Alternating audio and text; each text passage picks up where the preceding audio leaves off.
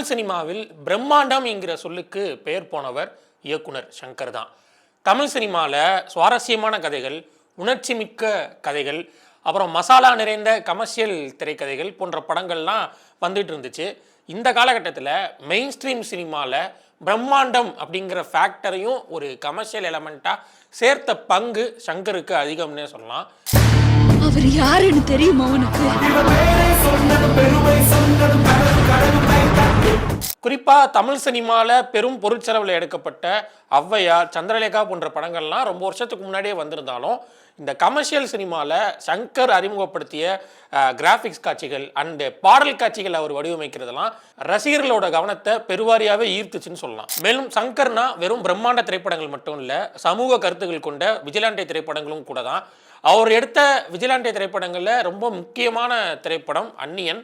இந்த அந்நியன் படத்துக்கு பின்னால் பல்வேறு சுவாரஸ்யமான கதைகள் நடந்திருக்கு. குறிப்பாக அந்த காலத்தில் எடுக்கப்பட்ட அதிக பட்ஜெட் கொண்ட ஒரு திரைப்படம், பேங்க்கில் கடன் வாங்கி எடுக்கப்பட்ட முதல் தமிழ் திரைப்படம், அப்புறம் இந்த படத்துக்காக நடிகர் விக்ரம் போட்ட உழைப்புன்னு பல்வேறு சுவாரஸ்யமான சம்பவங்கள் இந்த படத்துக்கு பின்னால் இருக்குது. ஸோ அதை பற்றி தான் இன்னைக்கு திரைக்கு பின்னால் நிகழ்ச்சியில் பார்க்க போகிறோம். இந்த சின்ன தப்புக்கெல்லாம் இவ்வளோ பெரிய தண்டனையா?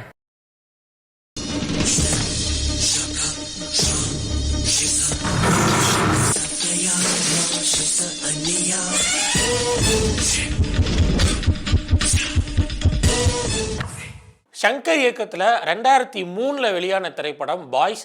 அவரோட படங்கள்லேயே ரொம்ப வித்தியாசமான ஒரு திரைப்படம் தான் அது. ஆனால் அந்த படம் போதுமான அளவுக்கு வசூலை எட்ட முடியல.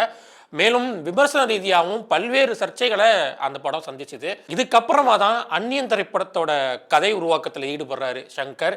ஆனால் இந்த படத்தோட அனௌன்ஸ்மெண்ட் வரப்போ எல்லாரும் நினச்சது என்னன்னா, இந்த படம் சங்கரோட கனவு படமான ரோபோட் தான். ரோபோட் படத்தை தான் அந்நியன்கிற பேரில் பெயர் மாற்றி சங்கர் இப்போ எடுத்துக்கிட்டு இருக்கிறாரு அப்படின்னு தான் பல்வேறு நியூஸ் பரவுச்சு. ஆனால் ரோபோட் திரைப்படம் பாய்ஸ் படத்துக்கு முன்னாடியே கமலஹாசன் பிரீத்தி சிந்தா வச்சு எடுக்க இருந்த படம். அந்த படம் போட்டோ ஷூட் வரைக்கும் போய் அதுக்கப்புறமா பல்வேறு காரணங்களால ரத்து செய்யப்பட்டுச்சு. அதுக்கப்புறமா அது 2010 எந்திரன் படமா உருவானது வேற கதை. ஆனா இந்த அந்நியன் படம் தான் ரோபோட்டுன்னு ரொம்ப நாளா செய்தி பரவச்சுல. அதுக்கப்புறமா சங்கரே வந்து இது என்னோட கனவு படமான ரோபோட் கிடையாது, இது வேற ஒரு கதை, நான் முதல்ல ஒரு சைக்காலஜிக்கல் படத்தை வந்து நான் இப்போ எடுக்க போகிறேன், அண்ட் இது சமூகம் எனக்கு ஏற்படுத்திய பாதிப்பிலிருந்து நான் உருவாக்கின கதை அப்படின்னு சொல்கிறாரு. அப்போதைய காலகட்டத்தில் அதிக பொருட்செலவான 30 கோடி ரூபாயில் இந்த படம் அப்போது தயாராகிட்டு இருந்துச்சு. அப்போது அந்த ஆண்டோட மிகவும் எதிர்பார்க்கப்படும் ஒரு திரைப்படமாக அந்நியன் படத்தை பல்வேறு ஊடகங்கள் எழுதினாங்க. அண்டு இந்த படத்தோட தயாரிப்பாளர் ஆஸ்கார் ரவிச்சந்திரன் இந்த படத்துக்காக பேங்க்கில் கடன் வாங்கி ப்ரொடியூஸ் பண்ணார். ஏன்னா அப்போ ஒரு படம் எடுக்கிறதுக்கு பொதுவாக யாரும் பேங்க்லலாம் கடன் வாங்க மாட்டாங்க, தனியாக ஃபினான்சியர்ஸை தான் கடன் வாங்குவாங்க, அதான் வழக்கம். ஆனால் முதன்முறையாக ஒரு படம் எடுக்கிறதுக்கு பேங்க்கில் கடன் வாங்கியிருந்தார் ஆஸ்கார் ரவிச்சந்திரன். அண்ட் அப்போ அது ரொம்ப பெருசாகவும் பேசுனாங்க, ஒரு படத்துக்காக பேங்க்லேருந்து கடன் வாங்குறாங்க அப்படிங்கிற விஷயத்தெல்லாம் இண்டஸ்ட்ரிக்குள்ளேயே ரொம்ப பெருசாக பேசுனாங்க. அதை தொடர்ந்து தான் அதே சங்கர் இயக்கத்தில் உருவான சிவாஜி படத்துக்கு ஏவிஎம் நிறுவனமும் பேங்க்கில் கடன் வாங்குச்சுங்கிறதும் குறிப்பிடத்தக்கது. ஸோ இந்த படத்து மேலே ஆல்ரெடி எதிர்பார்ப்பு அதிகமாகிருச்சு இல்லையா? ஸோ மீடியாக்கள் எப்படியோ இந்த படத்தோட ஒன்லைன் ஒரு ஸ்பிளிட் பர்சனாலிட்டி கேரக்டரை பற்றினது தான் அப்படிங்கிறத தெரிஞ்சுக்கிட்டாங்க. அந்த ஸ்கூப்பை வச்சு இந்த படம் சந்திரமுகி மாதிரியான ஒரு கதை, சந்திரமுகி படத்தோட கதையும் அந்நியன் படத்தோட கதையும் ஒன்று தான் அப்படின்ற மாதிரி எழுத ஆரம்பிச்சாங்க. சந்திரமுகி படம் இந்த படம் ரிலீஸ் ஆகிறதுக்கு 2 மாதத்துக்கு முன்னாடி ரிலீஸ் ஆச்சு. ஸோ மீடியாக்கள்லாம் அப்படி எழுத ஆரம்பிச்சிட்டாங்க. மேலும் பிதாமகன் படத்துக்காக விக்ரமுக்கு தேசிய விருது கிடைச்சிது. ஸோ ஒரு தேசிய விருது கிடைச்ச ஆக்டரை தன்னோட அடுத்த படத்தில் போட்டால் அது மூலமாக நிறையா பேரோட கவனத்தை ஈர்க்க முடியுங்கிறதுக்காக சங்கர் விக்ரமை சூஸ் பண்ணியிருக்காருன்னு கூட பல மீடியாக்கள் எழுதுனாங்க. ஆனால் அதை முற்றிலும் மறுத்தார் சங்கர். ஏன்னா அவர் தேசிய விருது வாங்குறதுக்கு முன்னாடியே இந்த கதையை சங்கர் விக்ரம் கிட்ட சொல்லியாச்சு. இந்த கதைக்கு ஒரு ஆக்ஷன் ஹீரோ தான் தேவைங்கிறது சங்கருக்கு முன்னாடியே தெரிஞ்சிருந்தது. அவர் வெறும் ஒரு ஆக்ஷன் ஹீரோவாக மட்டும் இருக்கக்கூடாது, நல்லா நடிக்க தெரிஞ்ச ஒரு ஆக்ஷன் ஹீரோவாக இருக்கணுங்கிறதையும் சங்கர் முன்னாடியே குறித்து வச்சிருந்தாரு. அதனால விக்ரம் இதுக்கு ஒரு சரியான சாய்ஸாக இருப்பார் அப்படின்றதுனால விக்ரம் கிட்ட இந்த கதையை முன்னாடியே சொல்லியிருக்காரு சங்கர். அண்ட் இந்த படத்தோட ஹீரோயினா முதல்ல நடிக்க இருந்தவங்க யார் தெரியுமா? பாலிவுட் நடிகை ஐஸ்வர்யா ராய். அவங்கள தான் இந்த படத்தில் விக்ரமுக்கு ஜோடியாக போடணும்னு சங்கர் நினச்சிருந்தாரு. அவங்களோட கால் ஷீட்டுக்காக ரொம்ப நாள் வெயிட் பண்ண வேண்டி இருந்ததுனால சதாவை இந்த படத்தோட ஹீரோயினா போட்டாரு சங்கர். தனது ஆரம்பகட்ட திரை வாழ்க்கையிலேயே தனக்கு இப்படி ஒரு வாய்ப்பு கிடைச்சது நினைச்சு ரொம்ப மகிழ்ச்சி அடைஞ்சாங்க சதா. அண்ட் இது அவங்களோட வாழ்க்கை பாக்கியம்னு பின்னால சொல்லியிருக்காங்க. ஒரு ஐயங்கார் பொண்ணு கதாபாத்திரத்துக்கு சதா ரொம்ப பொருத்தமா இருப்பாங்க அப்படின்னு நினைச்சிருந்தாரு Shankar. Nandini bus pass ready பண்ணிட்டீங்களா? அண்ட் சங்கரை பற்றி சொல்லணும்னா அவர் ஒரு கதாபாத்திரத்துக்கு ஒரு ஆர்டிஸ்டை சூஸ் பண்ணுறதை விட அதிகமாக அந்த கதாபாத்திரத்துக்கு டப்பிங் கொடுக்க வேண்டிய ஆர்டிஸ்டை சூஸ் பண்ணுவார். இதுக்கு ரொம்ப உதாரணமாக சொல்லணும்னா சிவாஜி படத்தில் வில்லன் சுமனுக்கு டப்பிங் பேசினது நடிகர் சுப்பு பஞ்சு அருணாச்சலம். ஸோ அவர் ரொம்ப பெக்யூலராக ட்ரை பண்ணுவார் டப்பிங் வாய்ஸஸ்லாம். இந்த படத்தில் சதாவுக்கு அவர் டப்பிங் பேச கூப்பிட்டது நடிகை கனிகாவை. அன்னியன் சதாக்கு நான் குரல் கொடுத்தேன். ரொம்ப டிஃப்ரெண்ட் எக்ஸ்பீரியன்ஸாக இருந்தது. இட்ஸ் லைக் ஒரு 4 செவத்துக்குள்ளே திரும்ப நடிக்கணும். நம்ம வெறும் இமோட் பண்ணோன்னா ஃபுல் பாடி லாங்குவேஜ்லேருந்து எல்லாம் எனக்கு பண்ணாதான் எனக்கு வரும். இயக்குனர் KS ரவிக்குமார் டைரக்ஷனில் எதிரி அப்படிங்கிற ஒரு படத்தில் கனிகா ஒரு ஐயர் பொண்ணு கதாபாத்திரத்தில் நடிச்சிருப்பாங்க. அந்த கதாபாத்திரத்தில் அவங்களோட வசன உச்சரிப்புலாம் சங்கருக்கு ரொம்ப பிடிச்சி போகவே இந்த கதாபாத்திரத்துக்கு அவங்க டப்பிங் கொடுத்தா தான் சரியாக இருக்கும்னு சொல்லி அவங்கள கூப்பிட்டுருக்காரு. மேலும் இந்த கதாபாத்திரத்துக்காக அவர் 30 பேரை டப்பிங் ஆர்டிஸ்டாக ஆடிஷன் பண்ணியிருக்காரு. அதுக்கப்புறமா தான் கனிகாவை சூஸ் பண்ணியிருக்காருங்கிறதும் குறிப்பிடத்தக்கது. அந்த அன்னியன் படத்துல தான் ஒரே ஒரு டயலாகுங்க, ஒரு வேர்டு எனக்கு இப்போவும் அந்த வேர்டு, பீரங்கி பேர ஊழலா நடக்குது. ஐ திங்க் அது கோவிலில் அது வரும் அந்த டைலாக். இவர் விக்ரம் சார் கிட்ட சதா பேசும், என்ன பீரங்கி பேர் ஊழலா நடக்குதுன்னு பேசணும். அவங்க ஃபாஸ்ட்டாக சொல்லியிருப்பாங்க, எனக்கு அது வரவே இல்லை. வாய் ட்விஸ்ட் ஆக ஆரம்பிச்சிருச்சு. பீரங்கி மேடம் அதுக்கப்புறம் ஏதோ பேசி முடிச்சுட்டு வந்துட்டேன். அப்புறம் என்ன ஒரு நாள் வர வச்சு டப்பிங் கரெக்ஷனுக்கு அதை சொன்னாங்க. அப்பவும் வரல. கிட்டத்தட்ட அந்த இம்போசிஷன் குழந்தைங்கள்லாம் எழுதுவாங்கல்ல, அந்த மாதிரி ஒரு 100 தடவை என்ன சொல்ல வச்சாங்க. நீங்கள் 100 வாட்டி சொல்லிடுங்க, இல்லை ஏதாவது ஒன்று நாங்கள் எடுத்துக்கிறோம் அப்படின்னு. பீரங்கி பேர ஊழல், பீரங்கி பேர ஊழல். ஸோ அது நான் பாடாப்பட்ட ஒரு விஷயம். அது சதா நடித்த அந்த நந்தினி கதாபாத்திரம் சதாவோட திரை வாழ்விலேயே அவங்களுக்கு ஒரு திருப்பு முனையாக மாறிச்சு. இன்னும் சொல்லப்போனால் இதுக்கப்புறம் நான் மறுபடியும் இந்த மாதிரி ஒரு கதாபாத்திரத்தில் நடிக்கவே மாட்டேன்ட்டு அதுக்கடுத்து இதே மாதிரி வந்த கதாபாத்திர ஆஃபர்லாம் அவங்க மறுக்கிற அளவுக்கு இருந்தது இந்த கதாபாத்திரத்தோட பாதிப்பு. இந்த படத்தில் விக்ரமோட அம்மா கதாபாத்திரத்தில் நடிக்க முதலில் அணுகப்பட்டவர் நடிகை மாளவிகா அவினாஷ். ஆனால் ஒரு ஹீரோவுக்கு அம்மாவாக நடிக்கிற அளவுக்கு எனக்கு இன்னும் வயசாகலை அப்படின்னு சொல்லி நடிக்க மறுத்துட்டாங்க மாளவிகா. அண்டு இந்த படத்தில் நெடுமுடி வேணு கதாபாத்திரத்துக்கு குரல் கொடுத்தவர் பாடகர் சுரேந்தர். இந்த கதாபாத்திரத்துக்கு இவர் குரல் கொடுத்ததுக்கு பின்னாடியும் ஒரு சுவாரஸ்யமான கதை இருக்கு. அது என்னதுன்னா, சுரேந்தரோட பையன் விராஜ் அவர் தான் அந்த அம்பியோட சின்ன வயசு அம்பி கதாபாத்திரத்தில் நடிச்சிருப்பாரு. அவரை டப்பிங் பண்ணுறதுக்காக இவர் கூட்டிகிட்டு வந்தப்போ இவரை பார்த்துட்டு இவரே நம்ம நெடுமுடி வேணு கதாபாத்திரத்துக்கு டப்பிங் கொடுக்க வச்சா என்னன்னு சங்கருக்கு தோணியிருக்கு. அதுக்கு முன்னாடி வரைக்கும் நெடுமுடி வேணு கதாபாத்திரத்துக்கு டப்பிங் கொடுத்துட்டு இருந்தது நடிகர் நாசர் தான். ஆனால் இந்த படத்தில் அந்த கதாபாத்திரத்தோட பின்புலம் வேறையா இருக்கிறதுனால சுரேந்தர் கொடுத்தா அது கொஞ்சம் மேட்சிங்காக இருக்கும்னு சங்கர் யோசிச்சிருக்காரு.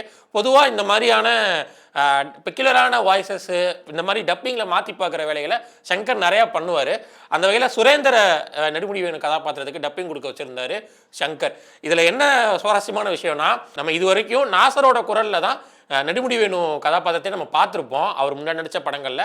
ஆனால் இந்த படத்தில் அது பெருசாக துருத்தலாக தெரியவே தெரியாது. இந்த அன்னியன் படத்துக்காக நடிகர் விக்ரம் சுமார் 1.25 ஆண்டு கால் ஷீட் கொடுத்துருக்கிறாரு. இப்படிப்பட்ட ஒரு கதாபாத்திரத்தை நடிக்கிறதுக்கு மன வலிமையும் உடல் வலிமையும் ரொம்ப தேவை.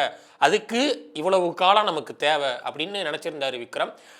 அதே போல் இந்த படத்தில் அம்பி கதாபாத்திரத்துக்கு லைட்டாக தொப்ப வைக்கிறது அண்ட் அன்னியன் கதாபாத்திரத்துக்கு பாடியை இன்னும் கொஞ்சம் பயங்கரமாக ட்ரிம் பண்ணி மஸ்குலராக காட்டுறது அண்ட் ரெமோ கதாபாத்திரத்தோட கெட்டப்புன்னு ஒரு கதாபாத்திரத்துக்கும் தனித்தனியாக லுக் வைஸ் ஒர்க் பண்ணார் விக்ரம். அண்ட் இதில் அவருக்கு ரொம்ப சவாலான இருந்த விஷயம் என்னதுன்னா, ஒரே கெட்டப்பில் இருந்துக்கிட்டு 3 கதாபாத்திரமாக மாறி நடிக்கிற காட்சிகள் தான். இருந்தாலும் பிரகாஷ் ராஜோடனான அந்த புகழ்பெற்ற அந்த இன்ட்ராகேஷன் சீனில் ஒரே டேக்கில் நடித்து முடித்தார் விக்ரம். இந்த கதாபாத்திரத்தில் நடித்ததோட தாக்கம் அவரோட வீடு வரைக்கும் இருந்துதான். இது அவரோட மனைவியே பல இடங்களில் குறிப்பிட்டிருக்கிறாங்க. இந்த கதாபாத்திரம் நடித்தப்போ இந்த கதாபாத்திரம் மாதிரியே அவர் வீட்டில் இருக்கிறாரு. ஆனால் அது அவரை உளவியல் ரீதியாக பயங்கரமாக பாதிச்சுது. ஸோ அவர் அந்த உளவியல் பாதிப்புலேருந்து வெளிவரதுக்கு பண்ணுற ஒரே விஷயம் என்ன தெரியுமா, அவரோட வீட்டு மொட்டை மாடிக்கு போய் புறாக்களை பார்ப்பாராம். இந்த ஷூட் பிரேக் வரும்ல, ஒரு 15 நாளைக்கு ஒரு தடவை, இந்த பிரேக் எல்லாத்தையும் அவரோட மொட்டை மாடியில் மட்டுமே கழிச்சிருக்காரு. அன்னியன் திரைப்படத்தில் ஒரு காட்சியில் திருவையாறு உற்சவம் நடக்கிறதா இருக்கும். அது ஆண்டுதோறும் நடக்கிற ஒரு புகழ்பெற்ற நிகழ்ச்சி.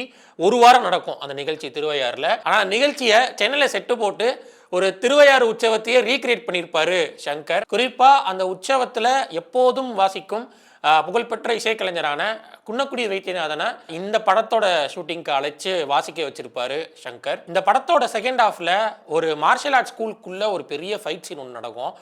அது எல்லாருக்கும் தெரிஞ்சிருக்கும் படம் பார்த்தவங்களுக்கு. அதில் 127 ஃபைட்டர்ஸ் உள்ள பணியாற்றிருப்பாங்க. அது மட்டும் இல்லாமல் அந்த ஃபைட் சீனை டைம் ஸ்லைஸ் டெக்னிக் அப்படின்னு ஒரு டெக்னிக் இருக்குது. அந்த ஒரு பறந்து மீனே இருந்து அடித்து எல்லாரும் பறந்துட்டு இருப்பாங்களே அந்த டெக்னிக் தான். அந்த ஷாட் எடுக்கிறதுக்கு பல்வேறு கேமராக்களை பொருத்தி அந்த சீனை உருவாக்குனார் சங்கர். அண்டு இந்த மாதிரி ஒரு சீன் அதுக்கு முன்னாடி மேட்ரிக்ஸ் படத்தில் பார்த்துருப்பீங்க. அது ஒரு மாதிரி தமிழில் ஃபஸ்ட் டைமாக அன்னியன் படத்தில் தான் நம்மளால் பார்த்துருக்க முடியும்.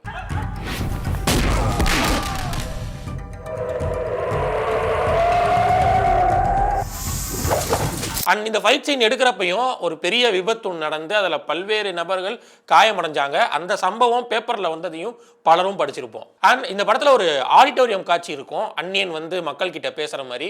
அந்த காட்சி நீங்கள் இப்பயும் பார்த்தீங்கன்னா அது நார்மலான ஒரு ஆடிட்டோரியம் சீனாக இருக்காது. குறிப்பாக சொல்லணும்னா லைட்ஸ் எல்லாம் வந்து ஆடிட்டோரியம் சீனில் மக்கள் கிட்டே இருக்கும். ஆனால் இங்கே வந்து ஸ்பாட் லைட் தான் யூஸ் பண்ணியிருப்பாங்க. யார் பேசுகிறாங்களோ அவங்ககிட்ட தான் அந்த லைட் வந்து வரும். ஒரு அளவுக்கு ஒரு டார்க் மூடில் தான் எடுத்திருப்பாங்க. இதுக்கு அந்த விஷுவல் எஃபெக்டாகவும் நமக்கு ரொம்ப இம்பேக்ட் கொடுக்குறதா இருக்கும்.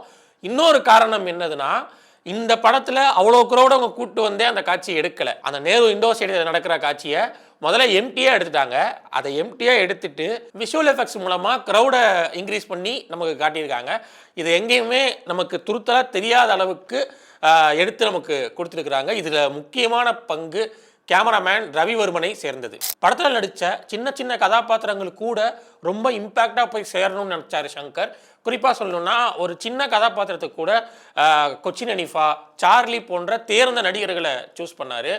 குறிப்பாக சார்லி கிட்டலாம் சங்கர் சொன்னது என்னதுன்னா, இது முதல்ல பார்க்குறப்போ சார்லினே மக்களுக்கு தெரியக்கூடாது, ஒரு சாதாரண ஆளாக தான் ரொம்ப இயல்பாக தெரியணும், அதுக்கப்புறமா தான் அவங்க வந்து உணரணும் ஏது சார்லியில் அப்படின்னு. ஸோ அப்படி தான் அவங்களோட ஆக்டிங் இருக்கணும்னு சொல்லி சார்லியை ரொம்ப இயல்பாக அந்த சீனை பண்ண வச்சிருப்பாரு. நீங்க என்ன பண்ணிட்டு இருக்கீங்க? பார்த்தா தெரியல, ரெஸ்ட் எடுத்துக்கிட்டு இருக்கிறேன். என்னத்தை பண்ணிட்டு ரெஸ்ட் எடுத்துட்டு இருக்கீங்க? ரெஸ்ட் எடுத்து டயர்டாகி ரெஸ்ட் எடுத்துக்கிட்டு இருக்கிறேன். அது இந்த படத்தில் இருக்கிற சுவாரஸ்யமான ஆப்ஜெக்ட்ஸில் ரொம்ப முக்கியமானது அந்த லவ் மீட்டர். அது ஆக்சுவலாக மலேசியாவிலேருந்து நிஜமாவே அந்த லவ் மீட்டரை கொண்டு வந்துருக்குறாங்க. அந்த நந்தினி வந்து ரெமோ நினைக்கிற போது மேலே ஏறும்ல அந்த லவ் மீட்ரு, இது நிஜமாக மலேசியாவிலேருந்து கொண்டு வந்திருக்காரு சங்கர். இந்த மாதிரி படத்தில் சின்ன சின்ன விஷயங்களில் கூட ரொம்ப மெனக்கெட்டதுனால தான் இன்னைக்கு வரைக்கும் அந்நியன் படம் தமிழ் சினிமாவில் ரொம்ப முக்கியமான படமாக நிலச்சி நிற்கிது. இதே மாதிரி வேற ஒரு திரைப்படத்தோட திரைக்கு பின்னால் நடந்த சம்பவங்களோட நான் உங்களை அடுத்து சந்திக்கிறேன்.